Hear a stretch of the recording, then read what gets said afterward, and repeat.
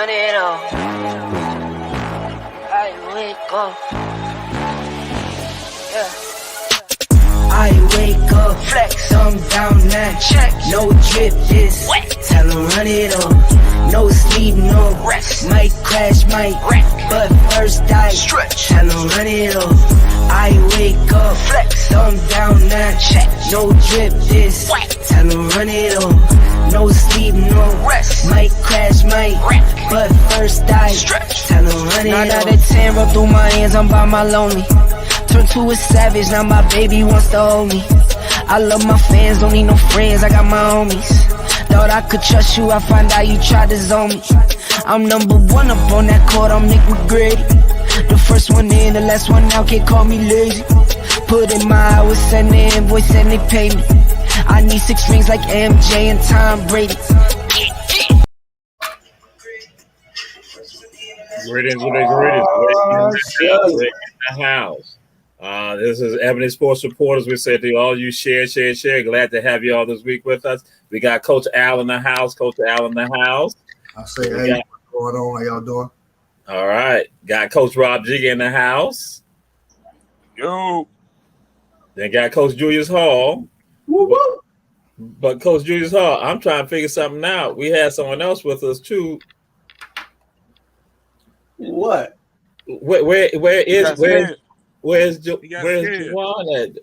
Oh, he went out. Something He got scared. He got scared. Your backup is gone. Now you scared. 1501 ain't never scared. 1501 ain't never scared. But okay. Right. We have a guest. Let y'all know we have a guest, and this is a special segment right here. This edition of Evidence Sports Report. This is a run tell that, and also Evidence Sports Reporters. So yeah, but we got a guest that'll be coming in. But we'll go ahead and go and throw some things out there right now. With regard to Brittany Griner. Again, folks are saying like, hey, this is an abomination what's happening regarding Brittany.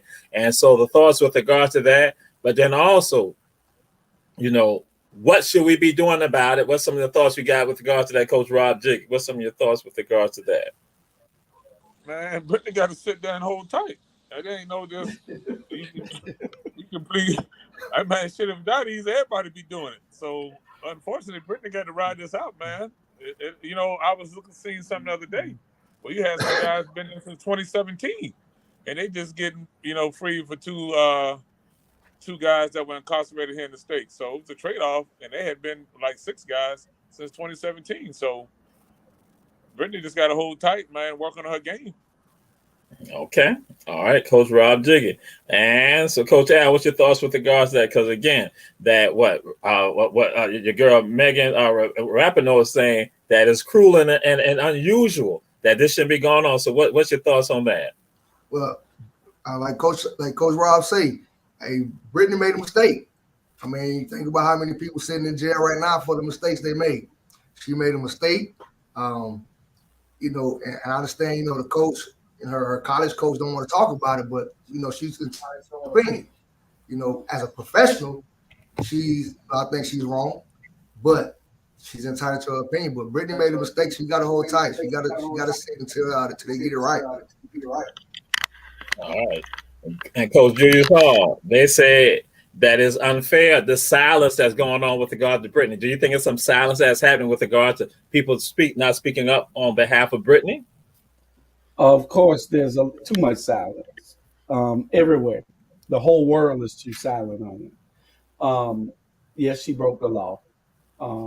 But, you know, there are exceptions when you're talking about a player or a citizen from a different country. Sometimes we trade out prisoners. So I don't understand why that hasn't happened already. Yeah. And unfortunately, she got a whole lot of people ahead of her. Exactly. and the trade-off is not even. You know, who they trying to trade off for is nowhere near. Having the butcher. Right. Yeah, she got to get in line. She got to get in line. Yes, sir. And keeping with the WNBA, because one of the greats of WNBA, Tiffany Jackson, she passed away with regards to, she had been battling breast cancer, had basically been a survivor, but then it came back. She was 37 years old, if I'm not mistaken. And again, we could go and throw, our prayers to her family and our thoughts and our condolences to that. And also, Coach Bernard Brown informed us that his daughter's godmother passed away. And so again, our condolences to Coach Bernard Brown, who will normally be with us, and also to the family of the godmother. And so we now move on to this right here. You coaching, excuse me, not that you coaching, that you're in California and you got your football team having an auction of the black football players. What's your thoughts on that, Coach Julius Hall? What a slave go for these days? What? I mean, think about it. These people are auctioning off slaves of football as slaves. And they suspended the whole team. I guess they need but I would expect that in Kentucky, Alabama, Mississippi, but California. I don't know. I'm just speechless with that. It's just and this is why we need critical race theory, so these kids can understand that this is something that you don't do. So they can understand the hurt that and pain that we were inflicted, and the sacrifices that we have made to get to still an uneven playing field. But they don't know that. Because it's taught to them to always be.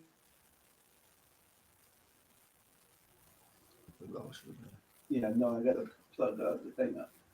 Y'all still on? Yeah, we're still on. We just lost Julius, so yeah, you are froze up, brother. Yeah, and so we'll move on to Coach Al. What's your thoughts with regards to that? Well, I'm gonna have to play the devil's advocate on this one. Honestly, I don't see anything wrong with it. The problem is, I mean, if you look in the news, you got Kanye West wearing a White Lives Matter t-shirt. So, I mean, it makes it seem like it's okay. And these kids see it, they're doing it, and I don't see a problem with it. I mean, until we address the biggest issue, we got people that's influencing these young kids. And until we address the big issue, it's gonna continue to happen. Okay. All right. Coach Rob Jiggy, what's your thoughts with regards to that?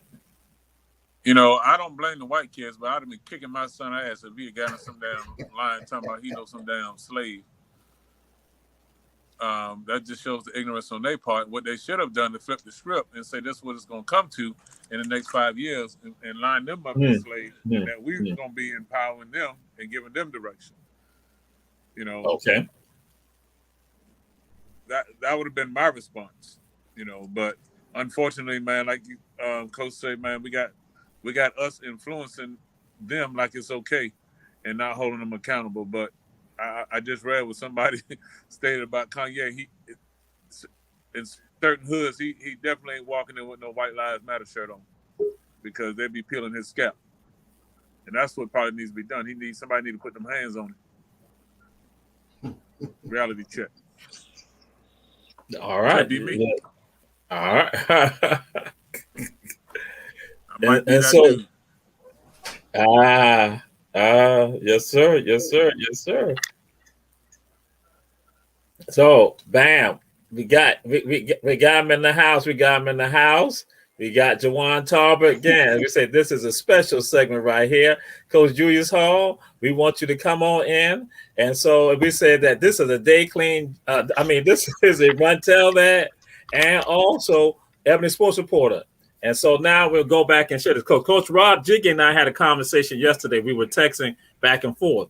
And one of the things I was sharing with him, I said, we just got to keep doing. We just do. That's the thing. We just keep doing. And no matter what, this is the thing I share with people. I know what I do work. I know what I do. I know it works. I've seen it. People don't understand, and I don't brag about it. I don't hit it. I talk about it a certain time. People do our tours. We talk about it, and some people heard something called 1501. Never understand the magnitude of it. That Juwaun Smiler, that one of the producers for ATR, Our Black Media, she 1501. She put 1501 on the screen. People don't understand. And now let me tell you about 1501. Even the mayor of Savannah said something. He said that when I ask some students about you, they always say a number. And he like, I can't remember. I said 1501. He's like, yeah. I said, yeah, we empower us. And then when I told him, I said, and no, he then said to me, he said, you are this generation's Bim Pianki at Savannah State. I'm like, hey, the same thing. And tell you about 1501. Savannah State was going to get rid of the Africana Studies program. HBCU. We're going to get rid of it. 2017. They went and put it out that they were going to get rid of the program. That's what they said. But it was 1501 people, the students who've been in the classes, who seen me curse, see me stand on top of desks, see me yell, scream at people like, are you crazy? Are you crazy? See me do all of that. And what they decided to do, they bum rushed a faculty meeting that had the vice president of academic affairs, and they had the entire wall, the entire hall, all of them, and they came inside the meeting with the faculty. It wasn't the faculty, wasn't the staff, wasn't the administrator. It was the students that saved the African Studies program at Savannah State. And then one of the professors came up to me afterwards. She said, sat down in my office. She said, Jamal, they never knew about 1501. I'm like, that's right. See, because everybody is up here like that. Everybody up here, everybody floating around like this. But in 1501, inside the class, we talking about us. We giving power. We talking about who we are. And that when those scholars realized that it was a threat to who they were, they didn't bust open the doors on them. That's why I said, all we got to do is just plant the seed in them. And that's why they know. I shared this with them. I said that the time is going to come that one day I'm going to just be sitting at the house. I'm going to be sitting home and I'm going to see stuff on TV. I'm going to be smiling like saying, that's my family there. And I'm going to tell you, I said, that's my family. So on tonight, a guest that we have is one of my family. He's from Augusta, Georgia, and let y'all know he's a scholar athlete that graduated with honors from Savannah State, played football number 27 for the Savannah State University Tigers, scholar athlete, also entrepreneur, businessman. And y'all know, and I tell people this, with the Braves, I don't never say nothing about the Braves. When the Braves lose, I'm happy that they lose. The Braves win, I'm happy that they win. You know why I'm happy? Because 1501 is a part of the Braves. Juwaun Tolbert will even at times go back to Augusta and then send me text messages and other little messages on IG saying, Teray, you know about this history right here? He hit me with the history. He hit me. And in fact, I want to say your granddaddy, I think the gymnasium at T.W. Josie is named for your grandfather, an athlete. So again, I ain't going to say no more. This 1501 in the house. Oh, I need to say this right here. And he is a part of the front office for the world champions Atlanta Braves. That's the best thing that you said all night, because he messed up. Because when you went to jumping up on those tables and chairs and everything, the whole school should have went to the president and had you committed to Georgia Region. I have also had Juwaun talk to my class at Georgia Southern. He threw stuff out there, but I'm to say that. But I'm the last thing I'm gonna say that when the Braves won last year, when they won the World Series last year, Juwaun said to me, even after talking to my class and other stuff, he said, I got you some Braves paraphernalia. And he said that to me. Then he also said, and I got you a ring. There were other people that I had did work for, and they won championships at Savannah State. They forgot about me when it came to the ring. And that's why I tell people, 1501 looks out for 1501. Juwaun did not forget about me. And that's why that mad love for him. And that's why I said that ring, I'm like, that ring goes to my mama. Because she had been with the Braves for the longest. And so I'm going to just stop talking right now and let the world know 1501 in the house. Juwaun Tolbert from Augusta, Georgia. Savannah State graduate, alum. You know, it's homecoming time. I will let y'all know that. Atlanta Braves in the house. So I tell people, Coach Rob Jiggy, that I said, we just got to plant the seed. They take it to another level. You talking to Delos? I'm throwing Juwaun got the floor now. You know, I'm just saying. Oh no, man! I appreciate y'all, and I thank y'all. Thank you to Ray. I thank you to everybody that's on this platform for inviting me on, just to be a part of what you all do. This is big, especially just to even start this. For you all to get together and just to build something like this, just to voice your opinions about what's going on in the world, whether it's in sports, just anything. For you all to get together and do this, this is a blessing, and just to see black men together to come and fellowship and talk amongst one another. This is a blessing. So I want to first of all say thank you all, and thank you to God, and just I'm very humble and appreciative to be invited on, and to Ray, when you hit me about this and invited me on yesterday, I said no doubt I got to make it, and come and talk to you. Anything for you, and just everything that you did for me in 1501. So it was. That definitely, the first day I got in your class, it definitely woke me up. So I was woke that first day, and from that point on, I knew I had to get myself together and get on the right track in order to be able to receive the things that I receive the things that I have now, and be able to do the things that I want to do even from now and in the future. So I just want to say thank you for that wake up call, and thank you all for this platform that you all are putting out here into the world. Hold on. I'm gonna take. Oh God! Oh Lord! Oh boy! I say thank you for that. Because you would not be who you are if it wasn't for me finding him. I found Jamal Torre at Savannah State in a corner crying, and I named him Jamal Torre. I had to give him a new name. See, the girls wasn't digging it. His name was CL. And so I changed his whole name, gave him a swag, everything. Then the girls started liking. Hey, man. You can thank me. All right, now. I had forgot we had Coach Julius Hall on here. I forgot. So, and Juwaun, let the people know where are you, what you do, and again, also put it out there with regards to your company too. Like Jamal said, from Augusta, Georgia, born and raised. I love it. I call it, home of the Godfather, aka we call him Homeboy. Everybody knows James Brown. So just glad to be a part of that, and from that city. Everybody call it the country, but we call it Little A. But I'm born and raised in Augusta. Attended T.W. Josey High School, Thomas Walter Josey Comprehensive High School. Also, who was a student of Lucy Craft Laney High School. So we call each other brother and sister. That is our rival, but we call each other brother and sister. But from there, I was a scholar athlete. Family went there. Whole family. I was originally supposed to go to Georgia Tech.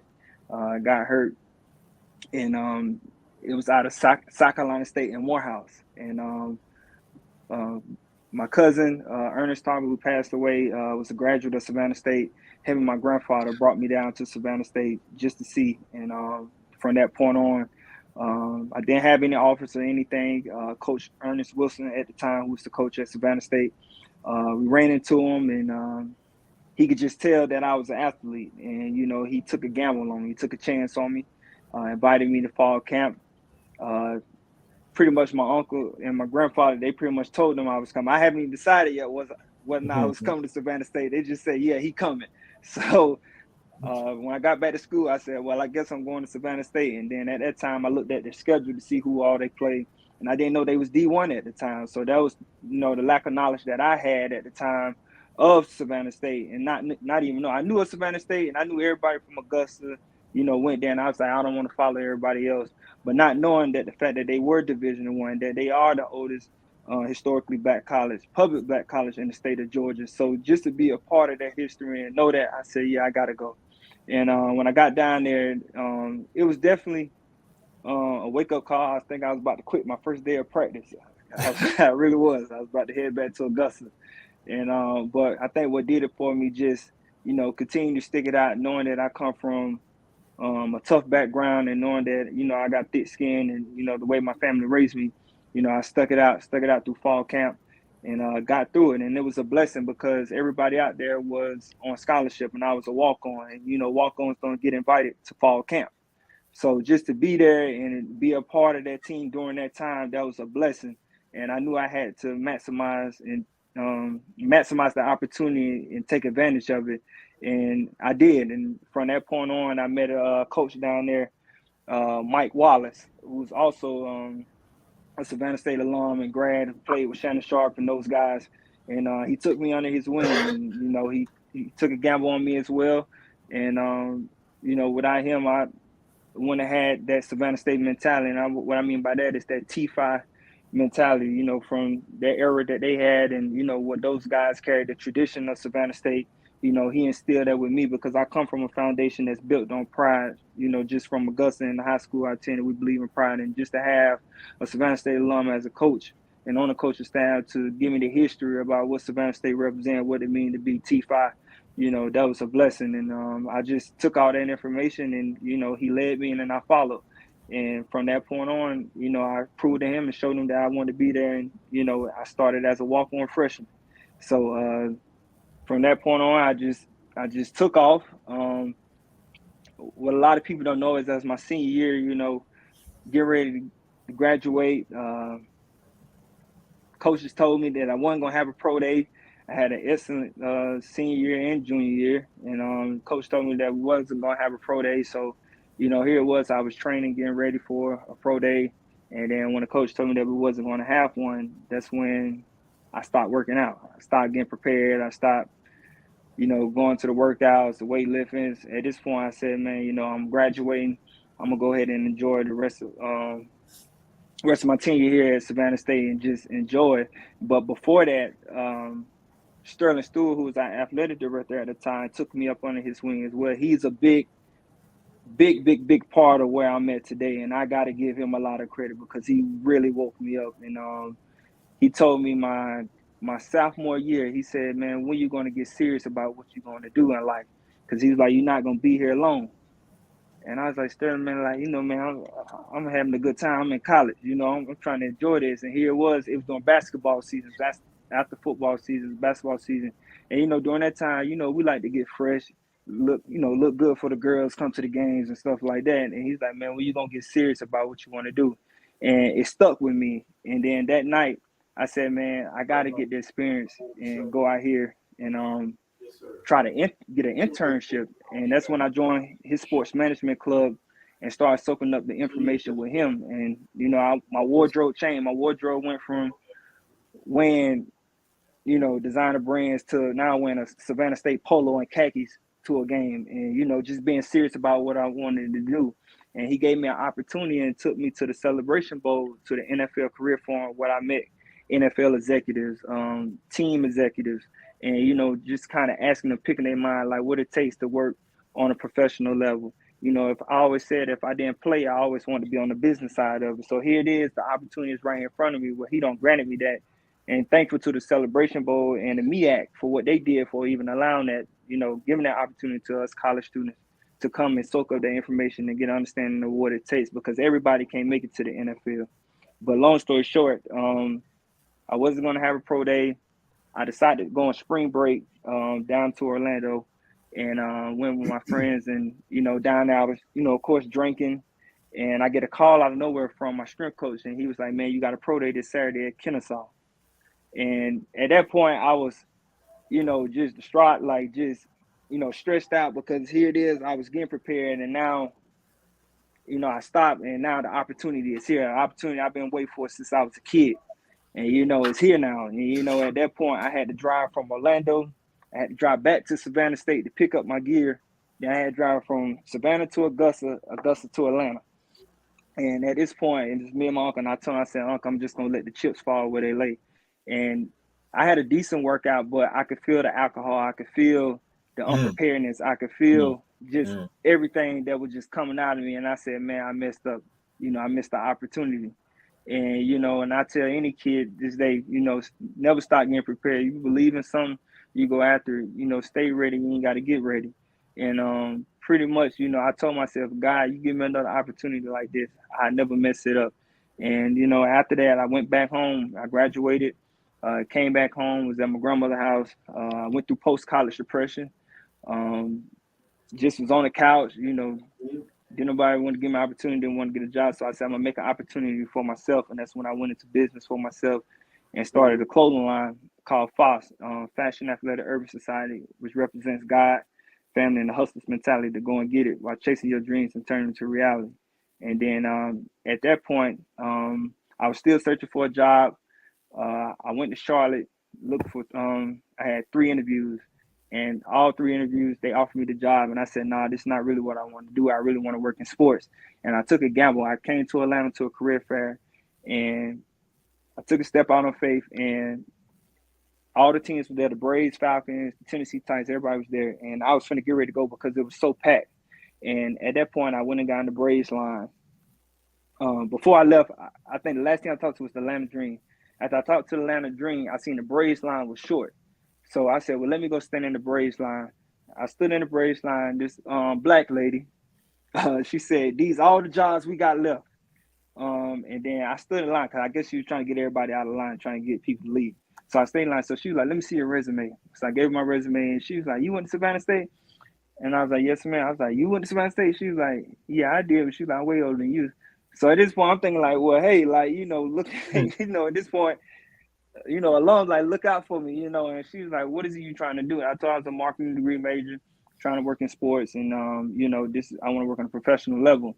And from that point on, I'm thankful for Pam McIver, who's a Savannah State alum, and she opened up the door for me and brought me into the Atlanta Braves organization as a trainee.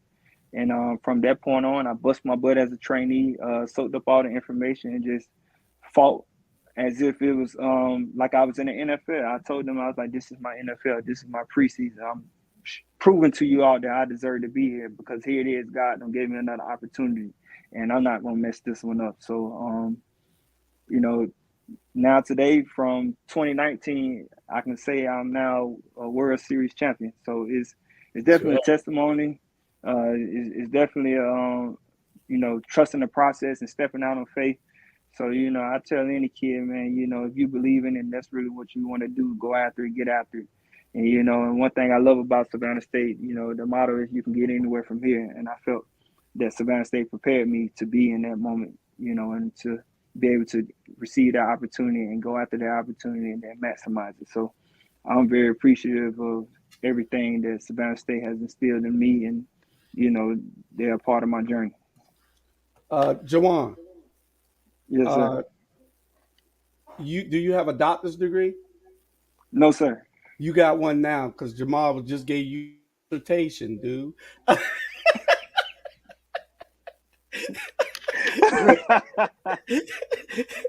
Great story. And it showed your perseverance, and we're so proud of you, especially coming out of Savannah. We're gonna forget about Augusta and all those schools and everything. You out of Savannah, 1501, and that's just so great. But we're gonna see how great you are with all these topics Jamal got for us tonight, and see whether you really just talking about the Braves. See, I'm the biggest Braves fan on here, even with you. I'm the biggest Braves. I've been a Braves fan since a little boy, and so see, you just happened to get in the short line. And got lucky with the job. I was a Braves fan before that, so let's go. Okay. So this one right here. Oh, go ahead, Coach RG. What you were saying? Just so he know, in 1986, basketball season, Beach High School, we came there and we told T.W. Josie ass cutting. So that game was like at 1 o'clock in the afternoon. And your best player in the class of 86 was talking so much trash. And I told him, I said, boy, it's going to be a long day for you. So every time he went to the bench, I walk over there and tell him, see, they don't do this in Augusta. This is what we do in Savannah. We talk shit to you when you're on the bench because we don't get tired here. And after the game, he said, man, I ain't never had nobody play no defense on me, even when I was sitting on the bench. I said, that's how we roll out here. So, I know all about it because we brought it back my sophomore year at Josie. my grandfather, Tebow, he's kind of like the legend, like Jamon said, the gym named after him. But he's like, I want to go back to Savannah. He's like, I want to bring that back. The Beach and Savannah High Classic between Joe's and Laney and Beach and Savannah. And I remember the first game. He said, y'all think y'all from the hood, but he was like, we going down there to Savannah. Y'all finna see. We was like, man, we're from 15th Street. We ain't worried about it. Okay. Man, we got down there. And he was like, the band gonna be in there. It's gonna be loud. All this. I said, man, we ain't worried. Man, we from Joseph. We ain't worried about that. Like, man, it was wall to wall in there. We familiar with all of it the same. Grilled out. We was like, okay, we got to play tonight. Like it's one of them nights. You know what I'm saying? So, and the crazy thing about it was we went all the way to the fourth quarter. And they was like, we don't fight y'all after the game. So we was like, well, dang, we got to win the game, and then we got to fight after the game. So it is what it is. We prepared, we ready. But we enjoyed it, man. We enjoyed coming down there. And matter of fact, when I first got to Savannah State, that's what they called me. They used to call me Joe. They was like, what's up, Josie? I was like, what's up, man? So, it's familiarity with that. So I tell you what, young man. Hey, that was an awesome story, man. And I love the way you presented it and present yourself. But just remember, it's gonna come a time where you're gonna run into you. You're gonna run into you, and you remember that all those people that took you up under their wing and led you in the right direction. Be that guy to lead that you into the same direction that you were led. I mean, and we're gonna get to a topic on here, and basically it's what I'm saying is don't forget where you came from and who helped you, because that opportunity gonna present itself to you. Could be sooner than you think. Quick, fast, in a hurry. Yes, indeed. So we're throwing this out here. Why is everybody? You finished, Coach Al? I don't. You finished? I'm done. Okay. Why is everybody being fired? You got Wisconsin doing firing. You now got, again, basically HBCU coaches. They're under the heat, and we already saw what happened in Nebraska. And also now Prairie View even fired the AD, athletic director. Why is everybody being fired mid-season, and what does that do to the team? Coach Coach Al, we go to you first on that. Well, I'm gonna tell you, I looked up a little bit about Paul Chryst. I mean, this guy's 67 and 26 overall. This guy got 3 top 15 finishes. But in college football today, you got to win. You have to win. And even when you go to start talking about the HBCUs, you're talking about even the small schools, every team is good now. Every team want to win. And if you don't come in winning, your job is on the line until you get there. So nobody is safe right now. Nobody. All right. Coach Rob Jiggy, what's your thoughts on that? Again. I need one of them jobs so they can fire me for $85 million. I'm raising my hand. Thank you, Jesus. For real. Where do you sign up so you can get fired? But, man, when Alabama sets the standard, and now you got Georgia coming up, you got Ohio State, they got a transfer portal, they got kids playing 4 games, sitting out, waiting to come back next year. They got NIL. I mean, you got a whole lot going on in college sports, not just football, but basketball season at the start of the year. It's going to happen. But the young people actually have the advantage now. And if you know the history, this shouldn't be a surprise. They planted a seed. Northwestern football players planted a seed maybe 10, 15 years ago. And that's how the athletes had the opportunity to get food, because they said, "Hey, we are at Northwestern, and we're not getting fed properly." And then in 24 hours, they were scheduled to play a national televised game, and they said they was going to boycott. And within 24 hours, every kid in America could eat food 24 hours a day. That's what happened. And I was a quarterback of about 5 or 6 brothers at Northwestern that said enough is enough. And now here we are, kids can get food. They actually have a say-so. And at Missouri, they threatened to fire the AD and the coach. before they're scheduled to play Georgia, and they fired him. You know, the athletes are not afraid to step up. So it's just the beginning of young people saying, hey, man, we got to go out here for these practice, get our butts whipped. And these coaches making $20 million, and they leave us out to dry. They transfer, go to another, where they leave and go to another job, and we stuck with the baby. So we got to get ours now while we can, while we're healthy, get our degrees, and then, you know, empower each other. So I'm excited about it. Unfortunately, Paul Chris was a good guy. He wasn't going to win in the Big Ten. I mean, he would about like every 5 or 6 years. But with Ohio State rolling, Michigan rolling, I mean, that's the cream of the crop. And then he's in the same division with those two powerhouses, and he can't get the kids now. That's what happened to Nebraska. He can't get those type of kids from South Florida and Georgia now. So it's going to be interesting when the Pac-12 schools join the Big Ten with USC and UCLA. It's going to get worse. You know, and I said within the next 3 to 5 years, it's just going to be a super conference of those SEC and the Big Ten, and everybody else going to have to find their way. All right. So, Juwaun, what's your thoughts with regard to the firing that's happened mid-season with ADs and also head coaches? What's your thoughts? And how does that impact the team, you think? Shoot, it impacts them a lot, honestly. Just even here in Atlanta, Georgia Tech coach just got fired. So, and I know one of the coaches personally on that staff, and I'm worried about him because he hasn't even moved his family here yet. And that's how scared his wife is to even move back to Atlanta, because she don't even know if he's going to be here next year. And he just got here this year. So you don't know if the new coach that's going to come is going to keep him. So now she's like, I'm definitely not coming, you know, because you just don't know. So to me, I think it affects not only the school and the coaches, but it affects the players, because now those players have to not get adjusted or get their mind prepared. Well, hey, should I enter the transfer portal? Or, you know, hey, I'm still going to come back next year, you know, and am I going to have to adjust to another coach? You know, so it's a lot. It's very mind-boggling. And the biggest thing is, you know, like you always, you got to win.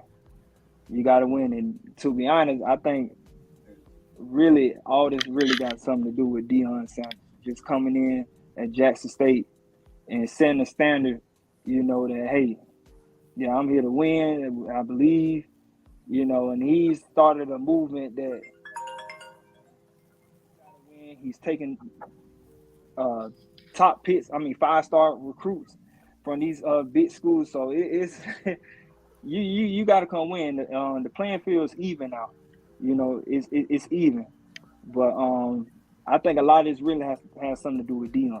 It really does. He's changed college football a lot, and what he's doing at Jackson State, man, it's affected everybody. So, you know, that's what I have to say. Okay. And we'll roll with this right here. Coach Julius Hall, what's your thoughts on that? Well, in college football, there are no friends. Period. Y'all know that. The only problem I have with it is that it sets a bad example for the students, not just the players. Because what you're looking at is that they're telling these guys they must succeed, that there's no room for failure. We're going to pay you astronomical numbers, and we still going to fire you and pay you. You know, it sets a bad example for you telling the kids that they can't lose, you know, and that's my problem with it. But in college football, like Al said, you got to win now. Well, you know, the thing about it, LSU won national championships with Les Miles, and they still fired him. You know, right. So, yeah. I mean, but, you know, the other thing, I know we got to move on, is that these TV contracts, if you're winning, it's more opportunity for people to get commercials and get more money. So they want to put, like, Texas A&M quarterback broke his hand. Well, they was going to televise the Texas A&M game, and now the quarterback is out, and LSU is saying, hell, we don't even want to come on now because y'all threw us on the back burner playing Tennessee. So it's just crazy. It's all about that dollar. So it's all about that. So they're going to use them. And if they wanted to pay Jimbo $85 million and buy him out, I mean, that's all he need to know. All right. So we now move on to the Victor Wembanyama stakes right now. Everybody want Victor. Coach Julius Hall, what's your feeling? What's your thoughts with regard to that? Because he and Scoot Henderson played the other night, and again, bam, the stakes are on for Victor Wembanyama. Wembanyama. They're not even going to be able to say his name. I ain't get that one. He probably going to be a bust.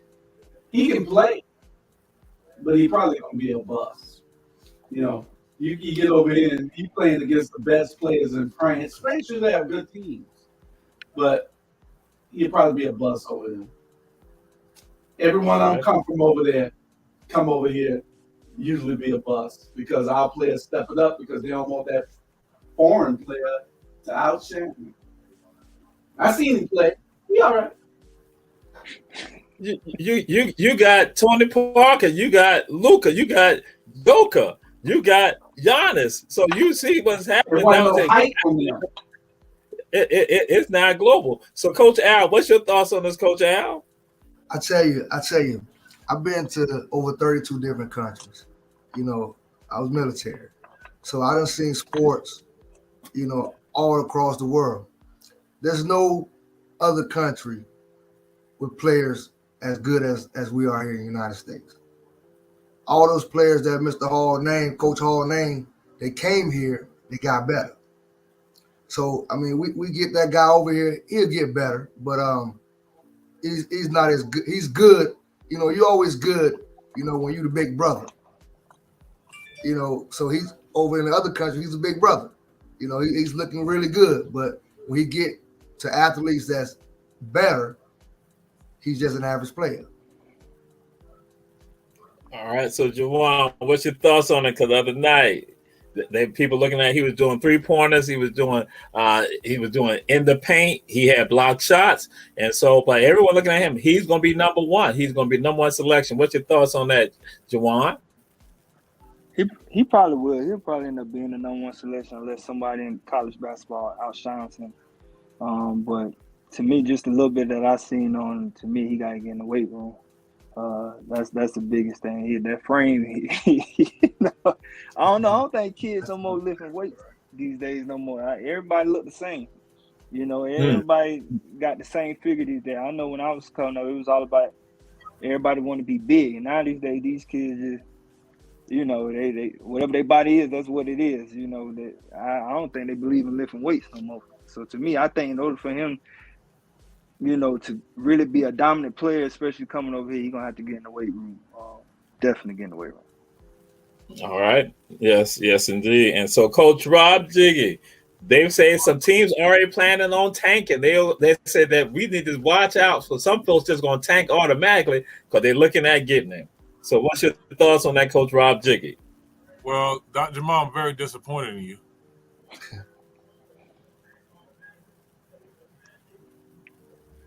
I'm not frozen. Oh, I thought you was frozen. No. Dr. Jamal, I'm very disappointed in you. Now, you need to make the magic wand and unfreeze him, but how does Juwan not know that we lift weights in 27-17 the factory? Coach. He don't see you. He don't see you. Coach. That's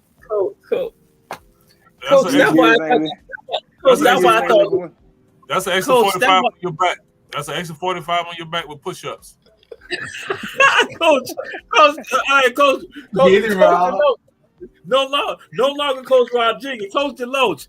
But I thought that was a good segue for you now to go say, Juwan, check this out. My son JJ, who went to Jenkins High School, who now you know VCU, that he's trained. Then also Lamont came back on yesterday. So I'm just saying. So Coach Rob Jiggy.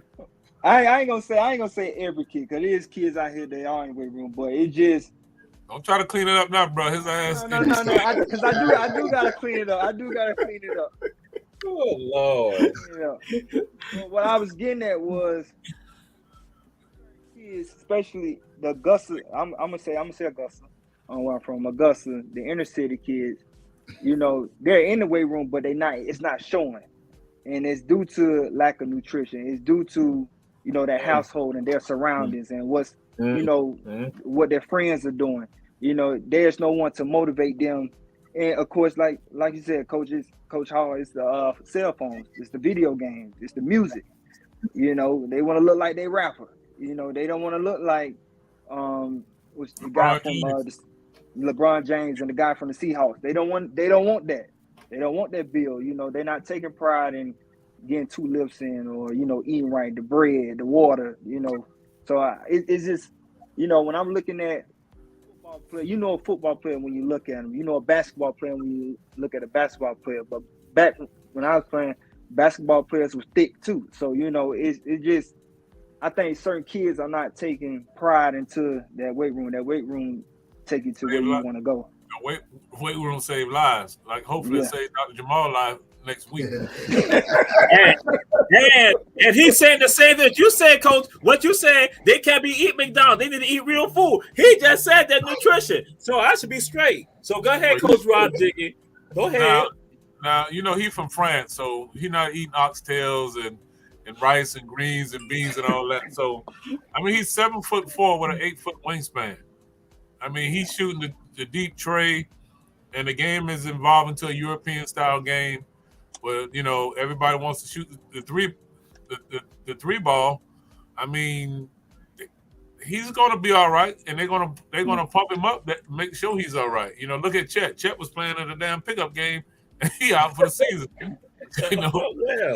He tried to all LeBron did was bang him a little bit, and now he out for the season with a broken foot. Mm-hmm. So they're gonna welcome him to the league. But at 7'4" with an 8-foot wingspan, you can't overlook that. So we'll see. The jury's still out. All right. We were going to go on to with regards to the cheating, even fishing and chess and all that, but we're going to skip that. We're going to go to Coach Al. Coach Al, there appears to be a quarterback controversy in Dallas. What's your thoughts on this quarterback controversy in Dallas right now, Coach Al? There's no quarterback controversy in Dallas. Let's go ahead and clear that up now. There's no quarterback controversy in Dallas. Dak gives Dallas the best chance to win. Bottom line up front. Their next 3 games, they got the Rams, they got the Eagles, and they got Detroit, who's playing great football. There's no, the hands down, Dak gives them the best chance to win. Who do you want going into those next 3 games? Cooper Rush or Dak Prescott? No quarterback, no quarterback controversy. Okay. And to the Dallas Cowboy fanatic, sorry about that, Coach Rob Jiggy, quarterback controversy, aka known as Jerry Jones. So everybody 27-7, they know him as Jerry Jones. There is no controversy, quarterback controversy in the Big D. Cooper Rush is serviceable. He's doing what he's paid to do. Be a backup. Don't make mistakes. Keep it simple. The problem is that teams haven't had a chance to scout Cooper.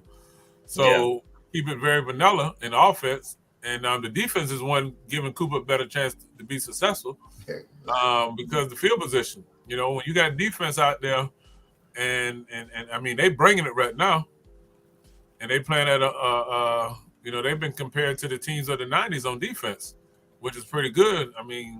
But no, there is no quarterback controversy in a Lone Star State, period.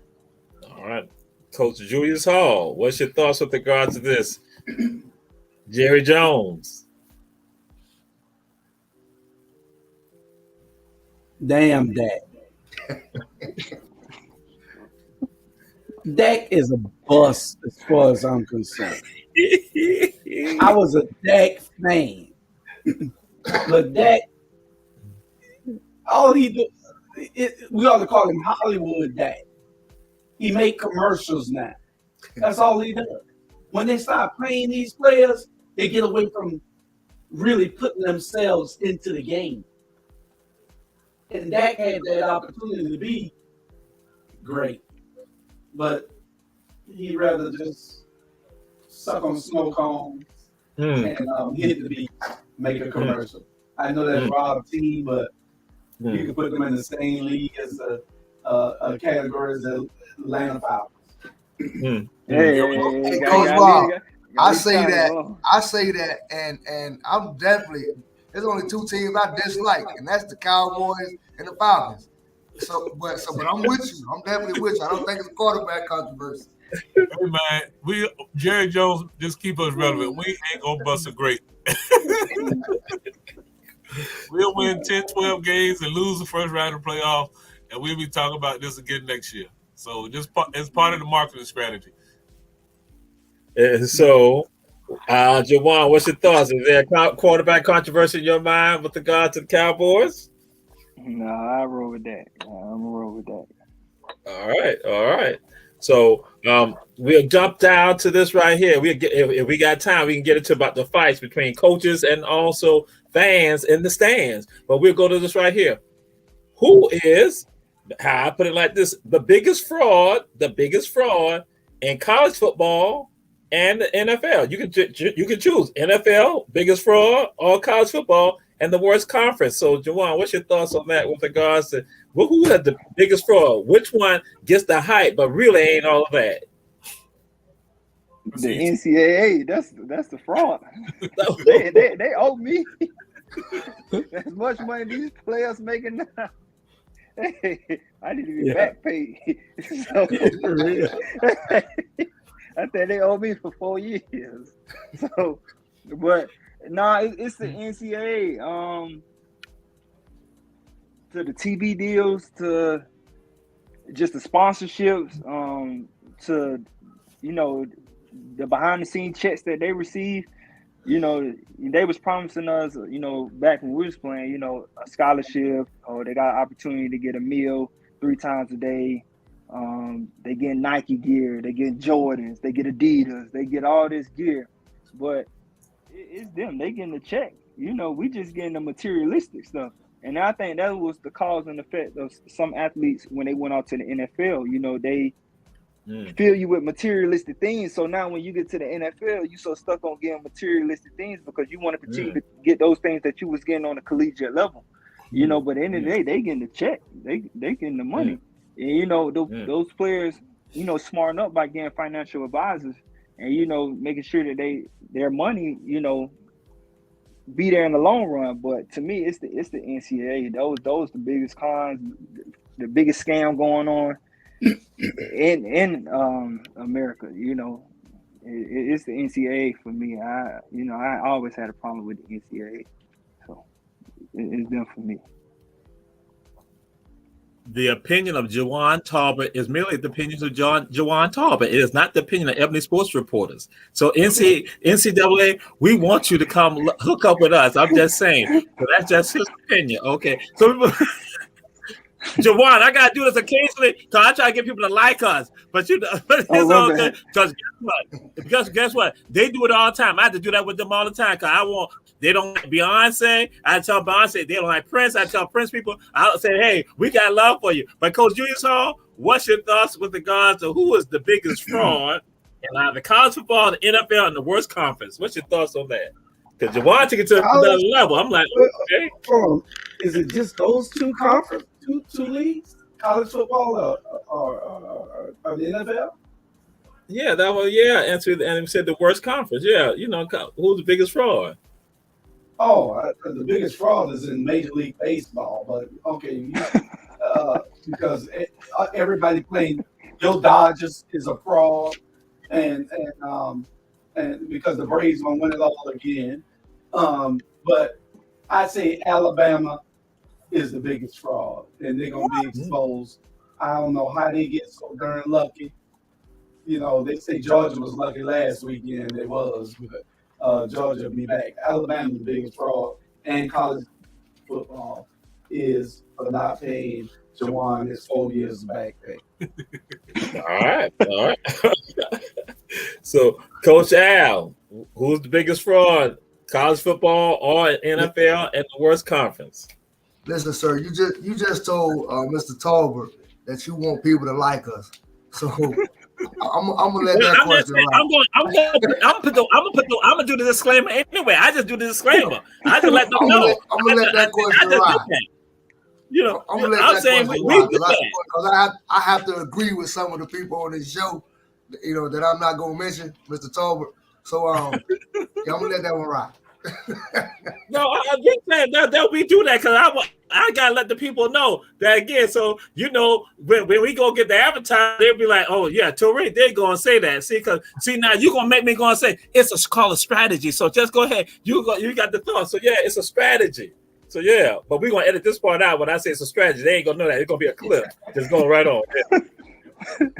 I mean, if you want to ask me that question, I think in college football, the SEC is the biggest fraud. That conference. I mean, I love the SEC. My Florida Gators play in the SEC. But if you look in the college football playoffs, every year since they started the college football playoffs, there has been at least 3 SEC teams. We the best. And we are the best conference. But what it's doing is now they're opening it up. And now all these schools want to join the SEC for the money, which gives other teams the opportunity, you know, to play in the SEC. And what conference is the only conference that beat SEC? Another SEC team. Big Ten. You know, yeah, right. Clemson ran the table. Come on. What's that? Clemson ACC. I mean, I get it. I get it. But I mean, you look back, you know, over the history of the SEC, how dominant the SEC has been over the years. I mean, you're right, Coach Al. All right. So, Coach Rob Jiggy, who's the biggest fraud in college football or NFL or and the worst conference? It's only 2, in my opinion. One on the East Coast, one on the West Coast. The West Coast team is going to be USC. Lincoln Riley is going to rob the people out there. They go on the East Coast and get whooped, right? But Texas A&M, I mean, they got the Jackass of the Year award when they gave Jimbo all that $100 and something million, and they found out Jimbo is who he is. You know, Jimbo is a fraud. Texas A&M trying to pay it, and you can let Roland Martin know this, that his university is a fraud. I agree. Roland Martin, your team is a fraud. Roland Martin, we support you. We support you, Roland Martin. We like you, Roland Martin. Roland Martin. Again, the 12th man standing. Be down. All right. We're not going to this. Some are not saying that Jackson State University is the new Miami. Jackson State University is the new Miami. Coach Julius Hall, what's your thoughts on that? Well, Jackson State could be the new Miami because all the players are going to be going there. All the star players going to want to play for Deion. But is Deion going to be there long enough? That's the problem. But, yeah, if you want to go there and be a star, especially in the cornerback position, knowing that those coaches and scouts are going to know that you were taught by Deion. If you're a great defensive back, go to Jackson State because you're going to be all you can be. And they're going to say you were coached by Deion. So you're probably a good pick.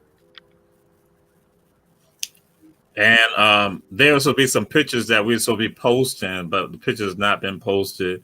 So, but you know, that's just. Oh Lord, they upside down. Who's that? Oh Lord, oh Lord, oh Lord, oh Lord. Oh, they go right now. I didn't put them in. And then now I'm let y'all know that one, but he holding in his hand. That's when I think he was South Carolina State. I think Juwaun had punished him, And then Juwaun was standing over him. He was hovering on like he was at T.W. Jonesy or something like that. So that was a rattler. Juwaun, That was a FAMU rattler. Oh yes, yeah. Okay, now I'm trying to remember. That was what? Strike again? Oh my! It was a FAMU rattler. Hey, So Juwaun is the kid that tackled the linebacker's daddy that said he wanted to come out of retirement at South State. Yeah, I played against him. Yeah, I know you did. Oh man. He tackled that kid's dad like 60 years old, telling me he want to play running back. And Juwaun, you tackled that dude, man. You wrong for that, man. That was strong too.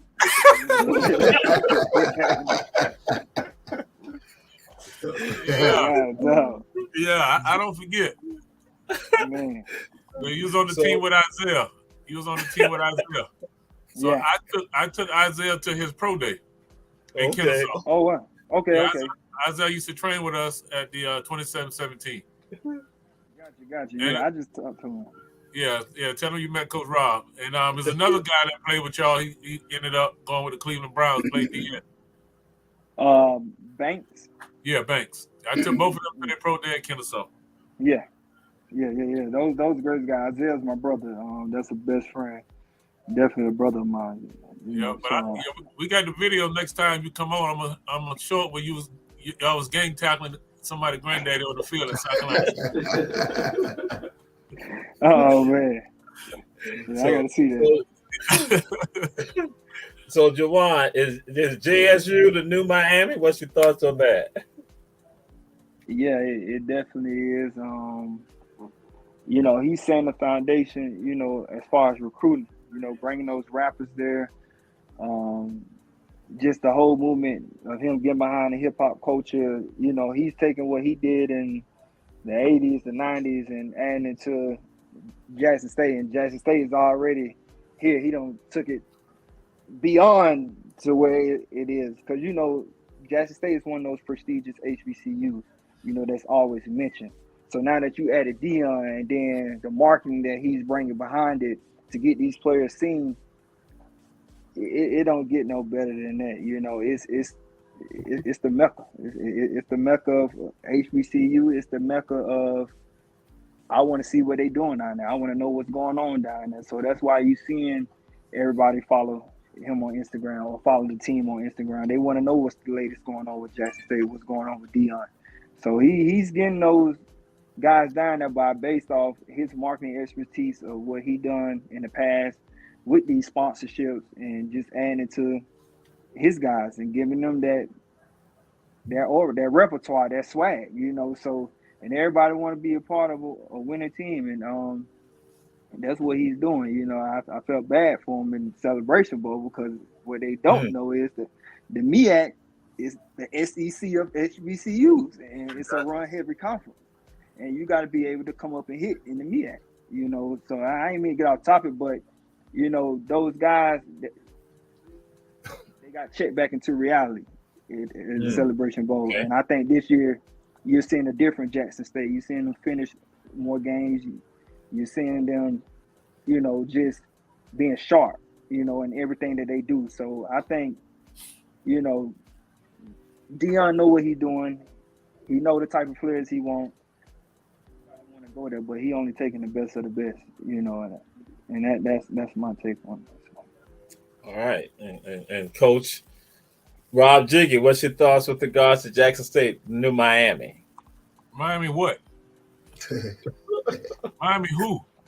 The Miami Hurricanes from the 80s and the 90s. You got to be more relevant because the Canes is down. I'm a Florida State guy, so the hell with Miami. But what Dion is doing has already been done. So I don't get excited because it's not history. It's already been done. Eddie Robinson did it for a long time. So yes, Dion is maybe the new Eddie Robinson is coming back and bringing black college football back, but it's already been done. Southern, has done it. So, but Juwaun, you are a young kid, just out of college. What happens to those kids that were there at Jackson State before Dion? What you think happened to them? I want to say transfer portal. I'll answer it for you. yeah. And what happens to those young men that came with a dream to graduate from college and play football at Jackson State? And then now you bring somebody at Deion's level, and then he's going to get kids from Alabama, Tennessee, Georgia. And what happens to those young brothers like you, come from small towns in Mississippi that were just happy to be at Jackson State? So the flip side of that, it's a business. Yeah. And just speaking of that, Coach Rob, my coach told it my junior year, and what people didn't realize, the offensive coaching staff was white, defensive coach staff was black, and everybody on the defensive coach staff played in the NFL, and they told us straight up in that defensive meeting, they said, "Look, this a meat market. Yep. They use us up, they use you until we don't need you no more." Exactly. So when you get an understanding of that, ain't no love. Ain't nothing. It's a business. So get that in your mind. My seat ain't promised next year. And that's why I try to tell these players, that these up and coming players, ain't none of this promised. Even what I'm in today, the sports industry, ain't none of this promised. So once they get that mindset that none of this is promised, this relationship that I got with this coach who just came and sat in my mama's house, it ain't guaranteed he gonna be here next year because they using him for his knowledge because they want to win. So you got to get that mindset that, man, look, I'm down here for 4 years. I'm down here to handle business, do what I need to do so I can get up out of here and get to the league and take care of my family. So that's the mindset you got to have coming in college, So. All right. And so now we come to Coach Al. And listen, Coach Al is prejudicial to anything from Florida. So Coach Man, I'm Al. gonna tell you like this. I don't care what y'all talking about, but them boys in Jackson State, how the kids say, they lit right now. They lit, right? They lit, and I'm loving it. I mean, it's that atmosphere. It's an atmosphere. When you got that atmosphere, it doesn't matter who's there. It don't matter who the coach is. It don't matter, who it is. When you got that atmosphere and you lit and you ready to play and you crump, they ready. They lit. Deion just added to that. He added, that he brought his aura. He brought his teachings and the things that he's done to the school. But they lit in Jackson State right now. That's just what it is. Could he have done that at Savannah State? He could have done that at Savannah State. He could have done that at FAMU. They lit in Jackson State. That's what it is. I think Shannon could have come and do the same thing at Savannah State. Yeah. But he's not going to leave ESPN. But I think if he decided to go back and coach at Savannah State, I think he would have the same effect as Deion. And I think if Jerry Rice went back, and even if Michael Strahan went back, it would make college HBCU football very much interesting, because now it's like, instead of everybody being D2 or D1, I would say we all just go in one conference. It's one conference. It's East, West. Yeah. Them white folks ain't about to let that happen. No, they ain't. No, them dollars involved. No. That mean everybody going back home to HBCU. That mean you just pick a spot and we line it up. Yeah. Then Jackson State playing Alabama. It's a whole different ball game. They not letting that happen. Yeah. And so we move. Just throw something out there. Coach Julius Hall says something. The coach at Benedict, who plays Savannah State, played in Columbia. He is a former Savannah State Tiger who also applied for the job to be the head coach, and he is dominating SI. Yeah, that's what we want to throw out and say that he applied and. So here goes Savannah State football player, a Savannah State alum, who was winning at Benedict right now. I told folks when he did that on Thursday night, I said I knew he was loving that, because he's like, yep, y'all didn't want to hire me, and look at where y'all at right now. And so he goes to Fort Valley and spoils Fort Valley's homecoming. Just let y'all know that. So that's why we're going to move on to Coach Al. We're going to throw this out there, Coach Al. Darius Leonard, who played for South Carolina State, now with the Colts. He brought the Marching 101 to Indianapolis. What's your thoughts on that? And then also gave them $20,000. What's your thoughts on that? That's what I was getting at earlier when I was talking to Mr. Tolbert. You know, that was awesome. That was awesome. That guy didn't forget where he came from. That guy gave back, you know, to his community, gave back to what he know. So that's why I say, you know, there's gonna be a you that approach you, you know, and how you handle it. And if more players, you know, I mean, there's a lot of millionaires in the world, but we have, you know, poverty, we have homelessness, you know, we're dealing with that type of stuff. I mean, not forgetting where you came from. I mean, that could bring a lot of that to a, you know, to a halt. So just remember, you know, are you a young guy just getting out of college? You got your foot in where you're trying to go. Bring somebody with you. You know, take somebody with you. You're gonna run into a you. You know, and that's why, you know, now when I talk to these kids, I explain them the things that I've been through, where I've been, and where I'm at now, and I teach them and tell them, you know, how to get there. You know, my only thing I ever wanted to do was be a juvenile probation and parole officer. But I thought to myself, in that job, by the time they get to me, it's too late. You know, they're already in trouble. They already been in trouble. But you know, now I reach them before that.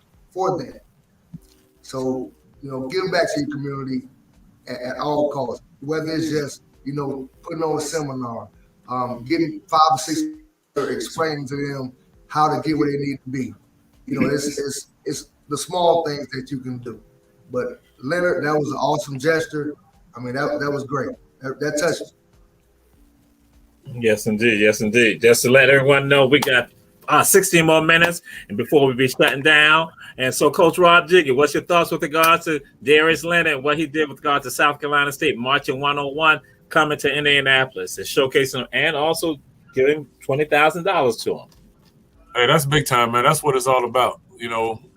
And like Coach Al said, we would hope that more guys would do some of the same things because, I mean, you talking about planting some seeds in some young African American, Negro, Black men and women. That's what it's all about. And I mean, kudos to him, man. I actually gave him a shout out on Twitter. I actually became a follower of him. I talked to Mo Alley Cox, who plays on that team, and told him, man, get a brother some love, man, because hey, at the end of the day, man, he's gonna be he is already a legend at South Carolina State, but man, that just take it to a whole nother level. So yes, sir. You know, we get in those positions, man, Juwaun, and that's what Coach Al was saying. You get in that position, man, you reach back and you plant seeds, and that's what and you see it. Yeah. You know, and I mean that's what it's all about at the end of the day. Relationships matter. Now we come to one who is going to be a little prejudicial.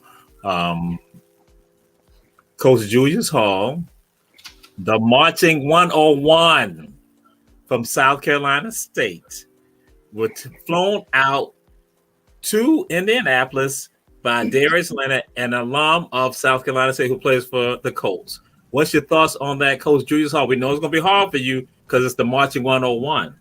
I'm going to keep it brief. He did what he was supposed to do. We love that. All players that get drafted, they owe the schools a debt. The schools taught them. The schools did what they were supposed to do to get them to the next level.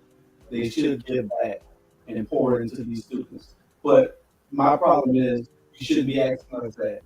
You should be asking Tennessee that. You should be asking Kanye that. Asking Michael Jordan that. What did they get? Michael Jordan just give away some damn turkeys on Thanksgiving. That's all he wanted to do. Give away some damn turkeys. But he want to charge somebody $700 for them bum shoes that he get made for $2.50. But that's another day, another subject. Anyway, that's me.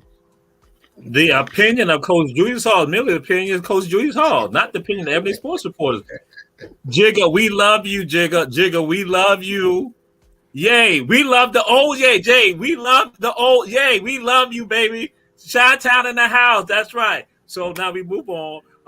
Juwaun, what's your thoughts with regards to, because see, since you 1501, you know what we say. We reach back anyway, because some of them don't realize that, but that what we do. But what's your thoughts with regard to what Darius Leonard did with the marching 101 in South Carolina State? Nah, I'm glad he did it. It's big testament for him and a big testament for his school.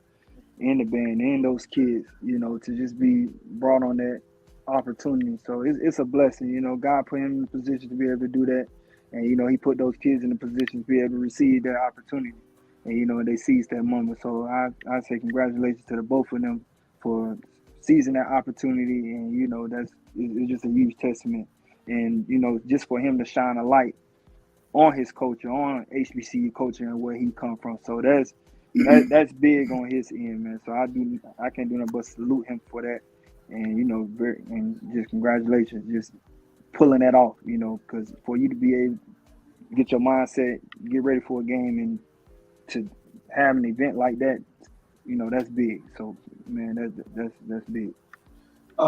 Question somebody had.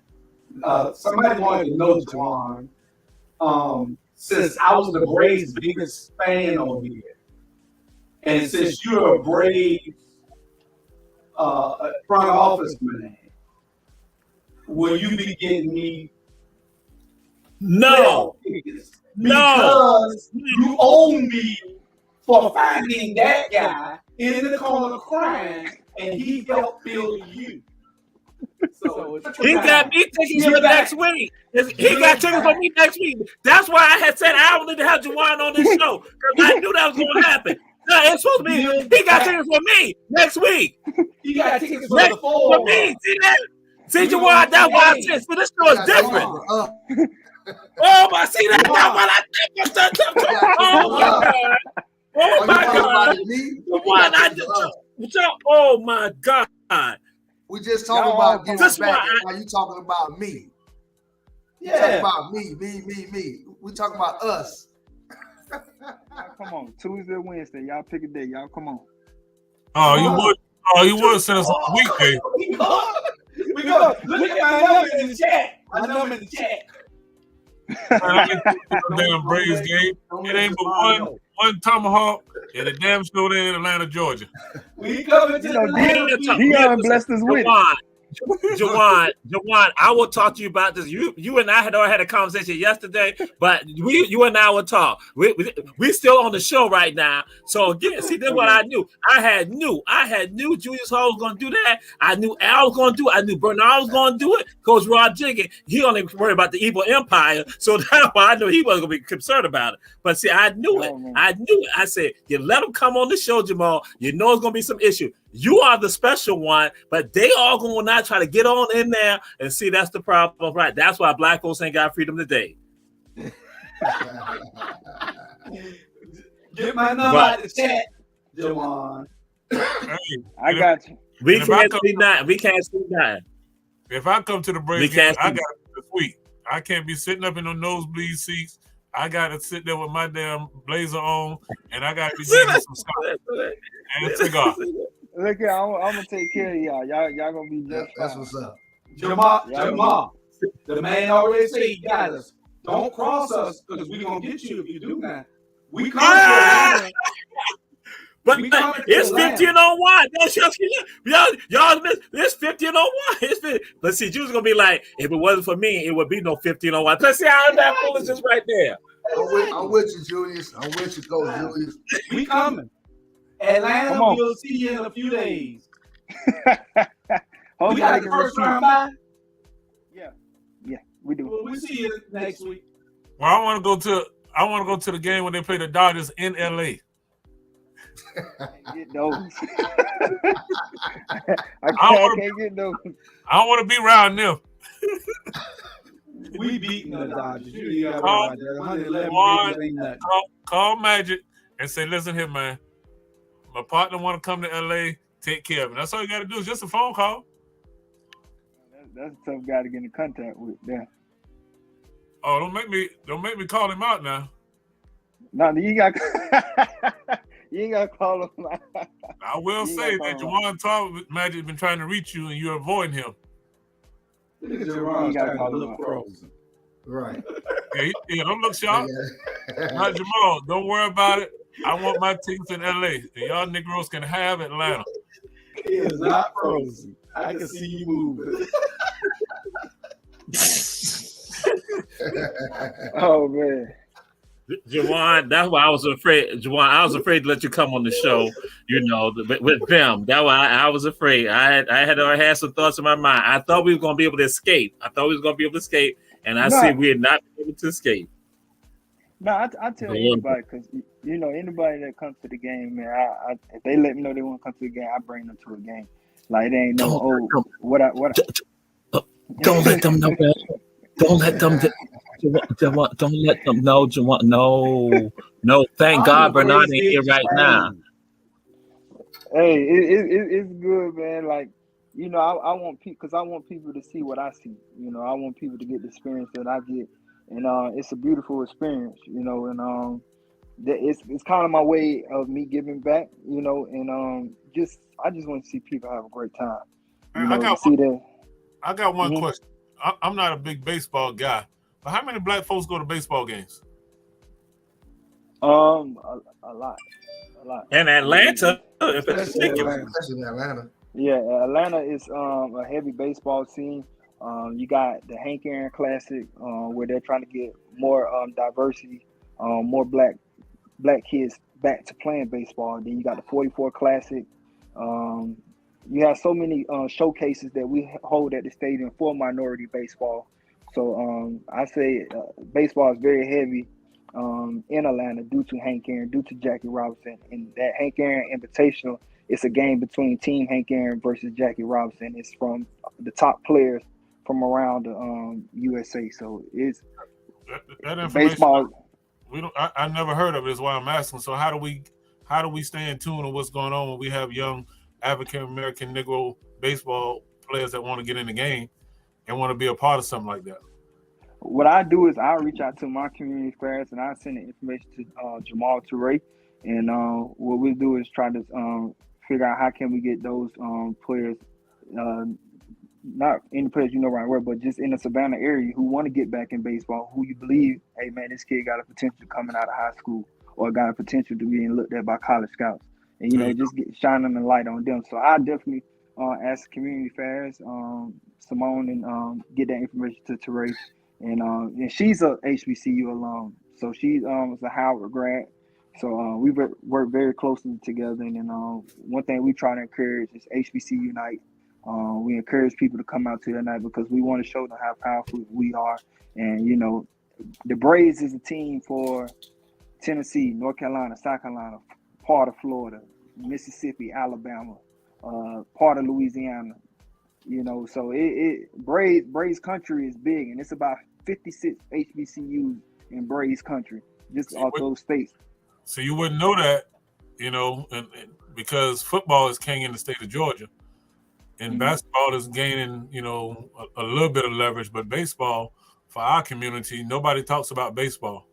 Yeah, and the kids need to know, and I think that's one of the things we should get back to doing is promoting baseball back in our communities. And because baseball was a black man game, can't nobody play it better than us, and we gave up on it, and we passed it over, but now today's game is getting filled with more international players, and the Braves signed Atlanta local Michael Harris.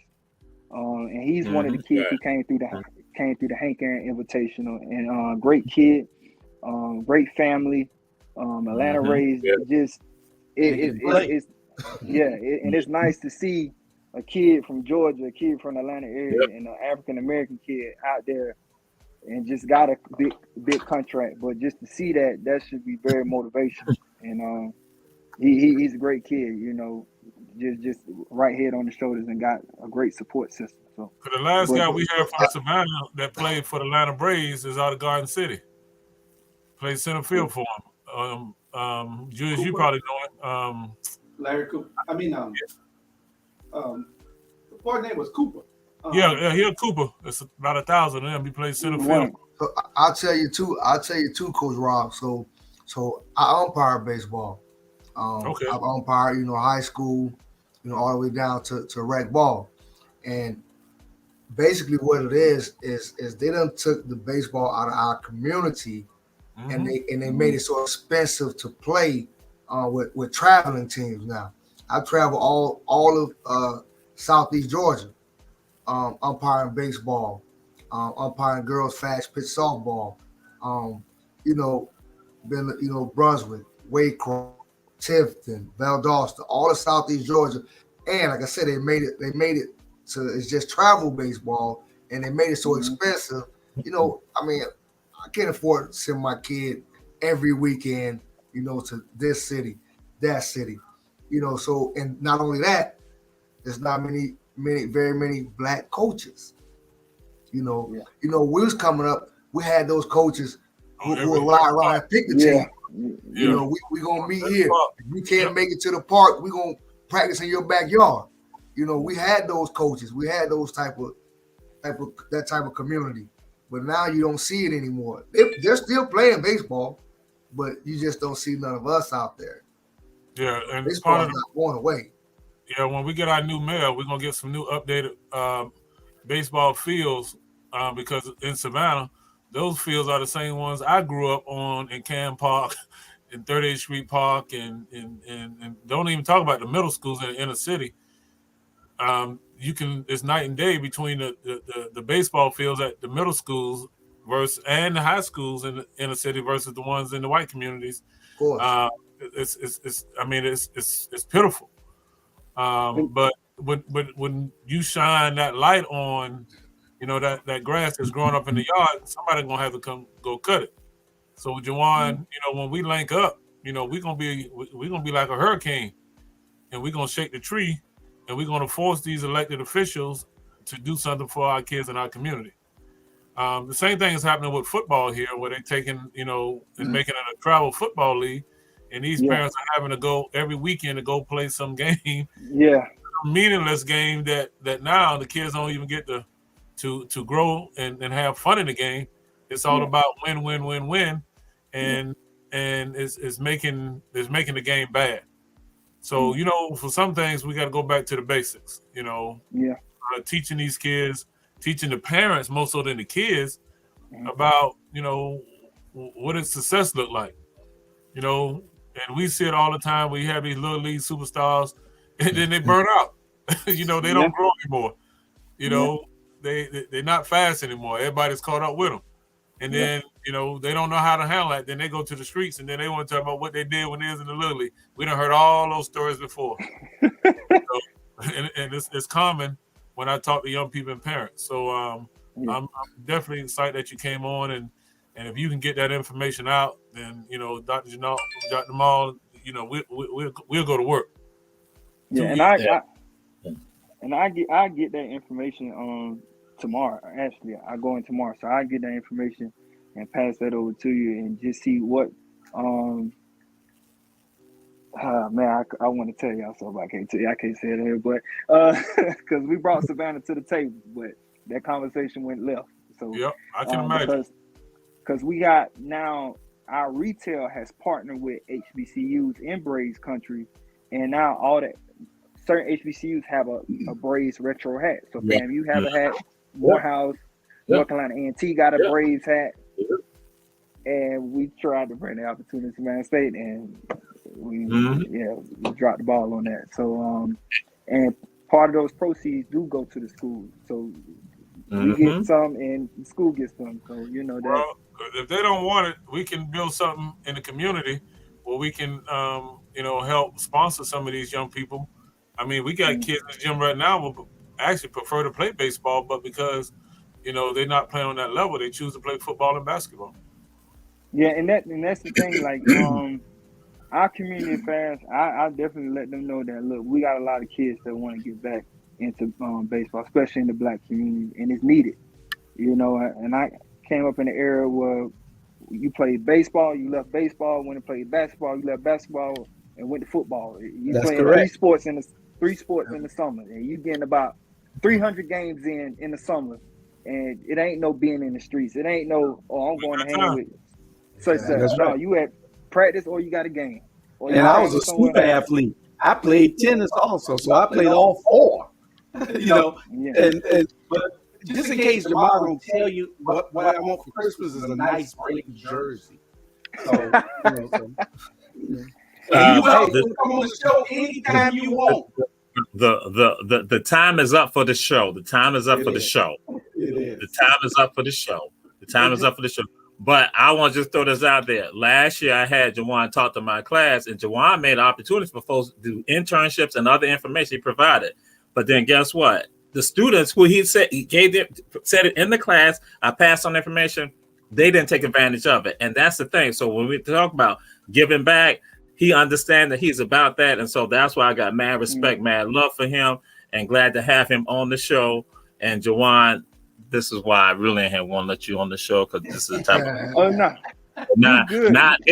they done latched on to you. They done latched on to you. But whatever information you give me, I'll pass it on, because Coach Rob Jiggy, that's what he's about. And that's why, again, because he got a lot to his story. And also his clothing line. What's your clothing line again before we get off? Because people need to support you and your clothing line.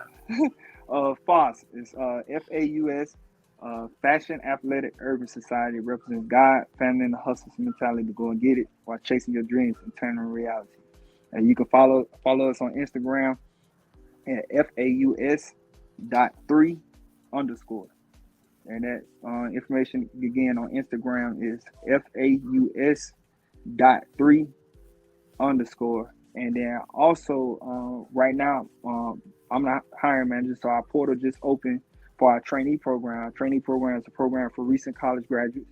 I'm looking for, I coach you, HBCU coach. I try to stay true to where I come from, and I know how hard it is for a student from an HBCU to get an opportunity on a professional level. So that's what I'm looking for at an HBCU student, because I know the work ethic. I know, not saying that that's not happening at PWIs or anything like that, but I know what it takes in baseball, and I know what HBCUs, how they train us and train our mind, and we have tough skin. We know we can prevail. We know we can get through anything. So our portals are now open. So if you have or know any athletes who are looking to get into the sports business side of things, even if they don't make it professional, this is the opportunity right here. The portal is now open. They're now taking applications if they got a marketing degree. If they want to come in my department, stadium operations and security, I'm taking criminal justice majors, sports management majors. If they want to do ticket sales, if they want to be sales rep, anything like that, the trainee program is open. All you have to do is go on the Atlanta Braves website, up on the careers, and you'll see all the positions that we have for the trainees position. So if you know any student athletes or any college students from HBCUs who is looking to work in professional sports, this is the opportunity right now to go ahead and apply. They need to apply right now. Actually, it's on our website. So if they go on our website, go ahead. Unfortunately, my daughter's graduated from Ohio State with a finance degree. She ran track, 9-time state champion, 2-time national champion. He just said, "Come on." He just said, "Come on, Coach Rob." He just said, "Come on." That's how 51 operate. Now we said we don't be messing around. 1501. I try to tell Coach Hall. He don't understand why it functions like that. 1501 people say, "Come on." And so when she come on, we gonna do it. When she come on, that means you can't bother me, Coach Rob. You can't bother me next week now. He already said it, Coach Rob. Coach, you start. I'm taking off the whole week. I'm coming in with a wife beater on. Tell her to come on. Like I said, it's nothing against PWIs or anything. I just know I was one of those students down in Savannah. I went to Savannah State with Shannon, so I know Mike Wallace. I always ask my AD, how do we get in contact with these resources? I didn't know we had 2 Savannah State alums already working for the Atlanta Braves. So how are we knowledgeable that we do have alums or HBCU alums that are in these organizations that we can reach out to and say, hey, I'm interested in sports, Yeah. But, regardless, you, like you said, you a Savannah State alum, but your daughter go to Ohio State, but you're a resource, and you now have a resource in the Atlanta Braves organization that you can reach out to and saying, hey, my daughter's looking to get into finance on a professional sports level. You have a resource now with the Atlanta Braves saying, hey, I can go to the finance saying, hey, this person just applied. I don't need you no more, Dr. Jamal. Dave. You out. Matter of fact, you gotta end this show too, Jamal. Hey, Hey, Jules, we can start us a new show. We don't need Jesus no more. Yeah. We Juwaun going is young. taking your place. Yeah, we going young now. We going with Maria Taylor. Bye, Stephen A. Stephen A, we don't need you no more. It has been Ebony Sports Reporters. Been a great show. Coach Al, Coach Rob Jiggy, Coach Julius Hall, and our boy 1501. That what Tiffany telling everybody 1501. To Benji said 1501. This is what this is about. Juwaun, 1501. Glad to have you here. We wait to receive the information. And to those of you checking out the show, we say share, pass it on. Because that's what we do. Sir. Ebony Sports Reporters. Yes, sir. Good night. Y'all have a good one. Peace out. All right. All right, man. Peace.